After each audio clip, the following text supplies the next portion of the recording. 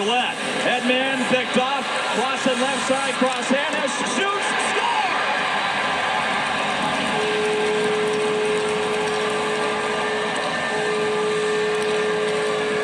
Cross-handed.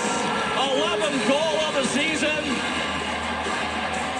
To remove all doubt with 50.1 to go. It's 4-1 Portland. Gabe Clausen gets the assist, sends it over to him. He finds the back of the net. He took a hard fall earlier in the game. For those that were with us in the first period, you saw it, but went up against the post, driving hard to the net.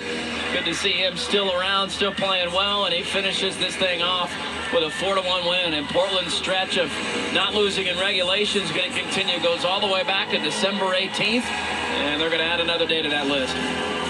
In a span of 13-1 and 1 last 15 games, they scored 5 goals or more 8 times.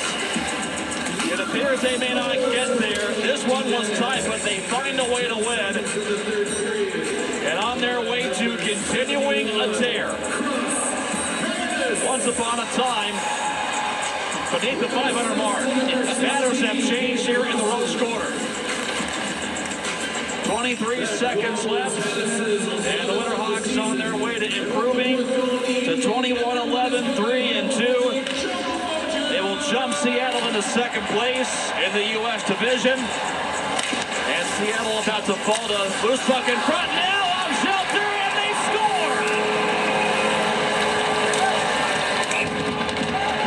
With 7.2 to go in regulation, Portland gets one more before the end of the night, as chaos breaks out, and it's 5-1. This was to be expected with the emotions running high all night. It's the key to the game. Control your tempers, and these teams have been going back and forth at it all evening long. Started early, and I think this was stemmed from a Reed Schaefer cross-check, it looked like, after the goal went in. He took exception to Luke Shelter. Maybe saying something, I'm not quite sure. Maybe thought he made contact with his goaltender, but Portland able to pile another one on, so they do get to that 5-goal list, and it was a hit there at the end. So Schaefer's heading off. We'll see how many Hawks end up. Looks like Jonah Bevington's taking an early exit into the locker room with only 7 seconds remaining.